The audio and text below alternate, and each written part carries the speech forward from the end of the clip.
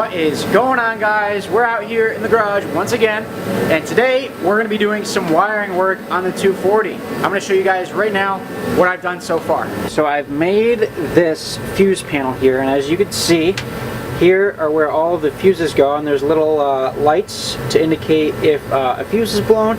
I already have one fuse in here. Here are all of my relays.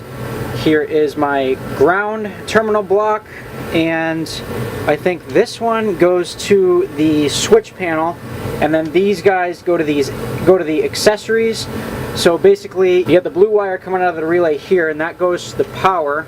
I'll have the cable from the battery coming to this terminal right here, and then the power goes out into the relay, and then the white wires go to the switch, yellow wires go to the accessory. And then black wires obviously are ground, so when you flick the switch, the accessory will turn on. So if we come to the trunk, I have my Optima battery all installed. My battery relocation kit is all bolted down. I had to drill some holes through the bottom of the floorboard so I can mount these studs or rods, whatever you want to call them. Basically what I'm trying to say is there's an H-beam right here that holds the battery down, and then on the side of the H-beam there's like these little tabs. And these tabs, you have to cut a slit through the box here so you can stick the stud through and then bolt it down. And it was just a pain in the ass, but the way that it came out is just, it's really ugly, and it's like all wavy and curvy, but I don't know if I did it wrong, but whatever. And then I got my ground cable here and my power wire here, and I just got to run those to the car. Now if we come over here, I have my switch panel here. As you can see, I'm missing a switch. Now that switch is right here. I went to go connect it, and there should be 3 prongs like this one has, 1, 2, 3. But this one only has 2, and that happened because I plugged it in to test to see if the little LED lights lit up. And when I plugged it in, I went to go pull out the wire, and it pulled out the prong here, which is the negative prong, I guess it is. So I have all of these set up basically. They're all wired and bridged. I even labeled them. So you got your ground, to your accessories, to your power, blah blah blah. This guy's gonna go to my starter, and then over here I have my cutoff switch. I have that all mounted in. I did that I think last week, but yeah, it's basically just an on-off switch. And then I did have to order another one of these toggles with the LED on it, because I have another toggle that doesn't have an LED, but that would bother me. So basically I just got to put that little cap on, and then I could put this through that hole. So now we're going to do the wiring work. Let's get started. Okay, so I've done a little bit of work so far. It's kind of hack, but it'll work. So we got here on the back, I bought a fuse holder, I guess it's called, and I crimped it right here to the power for the LED lights and the switches, and then I widened the prongs so it would fit around this terminal here. It's a little sketchy, but I think it'll work. The only way that we're going to find out if it works or not is if we actually try it. So it's kind of sketchy, but we'll see if it works. I do want to set all this up today, wire this thing in, and right now I'm actually going to go measure my cable for the positive side on the 1 gauge wire, I think it is, and then we're going to go from there. Alrighty, so it's been a while here, but I got the battery coming from up over there, all the way down over here, all over here, and up. You can't really see, but inside this little hole right here, and then it wraps around the dash bar, and then comes over here. Obviously my panel will be right there, so that'll mount to the back of the cutoff switch. Okay guys, now I'm so sorry I haven't been filming anything. I've been really trying to just bust all this out, and I've gotten actually pretty far, and what I'm about to show you guys I'm super hyped about. It's unreal right now. So I got the panel in right now, and it's not like fully mounted in, like I could just take it off. It's just sitting there actually. But if we come over here, I have the battery terminals connected, and I actually made a ground wire. You can't really see it, but my fingers are on it right now. It's going off of the switch panel, and it is bolted right there. Now that's going to be the ground for like the main chassis ground. So I got my cutoff switch all wired in.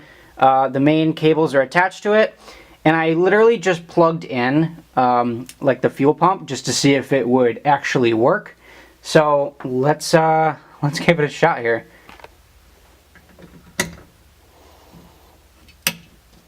Those are wired, and fuel pump is right here.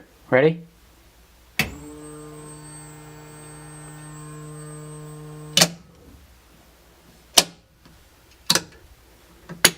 Oh my god, I'm so excited. So excited. Oh, that's so cool. That's so freaking cool. I'm so happy.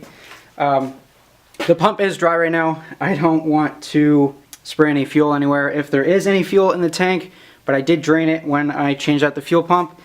So hopefully that these wires I have wired here don't melt up, because this wire I have coming from the power source, this is the positive, that is a 14 gauge wire going into a 16 gauge wire, and then the ground is a 16 gauge wire going into a a 12 gauge wire. So hopefully they don't get too hot, but I literally just wanted to check out and see if the pump actually ran, to see if my wiring did an actual good job, and it did. Alrighty guys, so really quick, I have a majority of the wiring work done.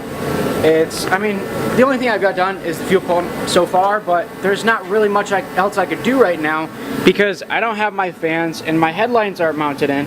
So basically, I have this setup here. The way that I wired it is all these are grounds and they're bridged, and then all these are the positives, and then my starter, the power input is going to be number 3 here. You can see number 3, and then number 4 is going to go out to the starter, and then you're going to have a battery cable go to the starter as well. This piece here is the power that's going to attach to the back of the cutoff switch, and that's going to actually power. I'm going to flip the ignition switch. That's going to give the rest of the switches the LED light that you saw. If we take a look under the dash, I have the fuse panel mounted up right over here. You can see my ground cable and my positive cable. So basically, I have a free space back here, but it is a little bit wiggly. So what I'm going to do is, I'm going to get a piece of sheet metal, kind of like the same thickness as this. This is what we use for the floorboard, right there. And I'm going to weld a piece here to the tranny tunnel so it doesn't wiggle like that. But I wanted it away from the actual firewall itself, so it wouldn't attract heat. And actually on the back of this metal piece here, I put my reflector tape. I don't think you guys saw that, but let me show you real quick. So here is the reflector tape that I've installed so far, somewhat on the strut tower, on the brake booster, and somewhat on the tranny wall, or the firewall, sorry. But I do have to bash in the tranny to fit the T56, and then I have another roll of this, so I'm probably going to continue and do this side over here. But basically when I put this piece in, I have my cable that goes to the fuse panel in there, and then this cable right here wraps around the dash bar over here, comes down and all the way back to the battery. I've actually got quite a bit more wiring to do, but at this point I'm at a standstill and I can't really do anything until the actual engine's in the car. So I really think this is going to be it for this video. Sorry it's so short. Sorry it doesn't seem like I got a lot done, but I think I got a lot done. I think I've accomplished something now that we got power going throughout the car. So thank you guys for watching. Please leave a like and leave a comment and let me know what you guys think. So I'll see you in the next one. Peace.